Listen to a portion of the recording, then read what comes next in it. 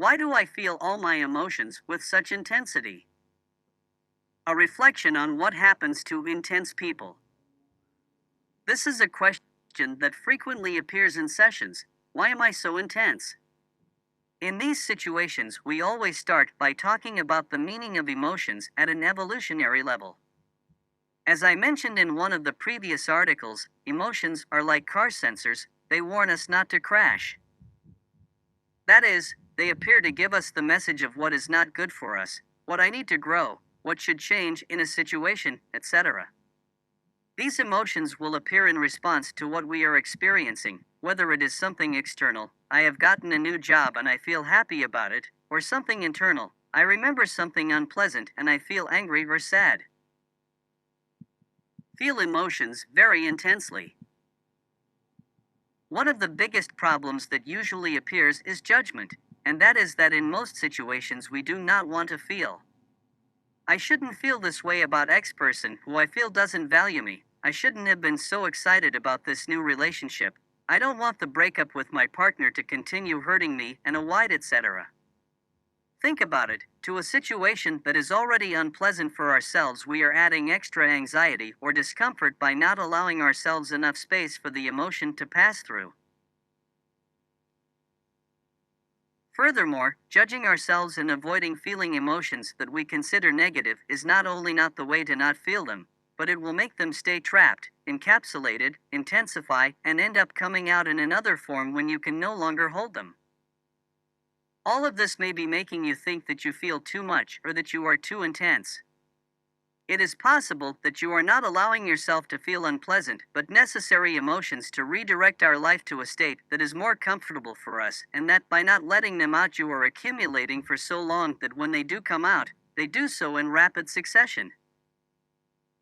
Here I always give the example of the foam chorrito with which we learn to swim. If I get on top and lower it as deep as I can, until it can't be seen, the moment I lose balance the chorrito will shoot towards up and rising above the surface of the water. Well, the same thing will happen with emotions. Another possibility is that you are experiencing a particularly unpleasant, tense, or stressful situation. So in this case, the most adaptive thing is to feel with that intensity, since it adapts to what is happening and will help us make quick decisions to get out of these potentially dangerous situations for us.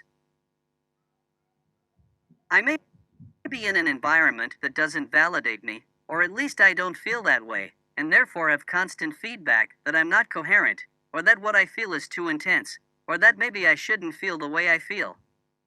In the situations I am experiencing. In this case, look at the following example. If I start to get to know a person and I get excited about the possibility of generating a healthy relationship, it is normal that when I don't achieve it I feel sad or frustrated, but if my environment tells me that I am very intense or that I should not get excited so quickly to that emotion of sadness or anger, we are going to add the anguish of not doing things well or of thinking that I cannot relate to the world in which I currently live.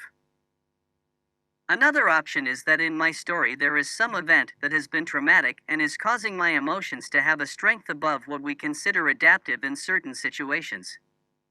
For example, if I have suffered abuse as a woman, it is normal that in situations where I am alone with a man, anxiety and anguish appear about going out or because someone appears to give me security. In this case, it is important that I work on the traumatic event so that my life is not limited by it. Finally, we cannot ignore the fact that lately we have seen toxic positivism very fashionable on networks. Here we will reject unpleasant emotions, understanding that the only way to be happy is to always keep ourselves in a positive perspective and repress those unpleasant emotions/thoughts that we feel are taking us away from it. Here we will feel that something is wrong with us when these inevitably appear, and we will again feel that it is not right to feel the way we feel. In subsequent articles, we will talk in more detail about each of the situations that we have discussed in this article. On the other hand, I recommend that, in any of the situations that we have mentioned previously, I would recommend that if you currently feel that you have fighted with your emotions or that they overwhelm or surpass you when it comes to managing them, you seek help from a professional of mental health that helps you understand yourself better.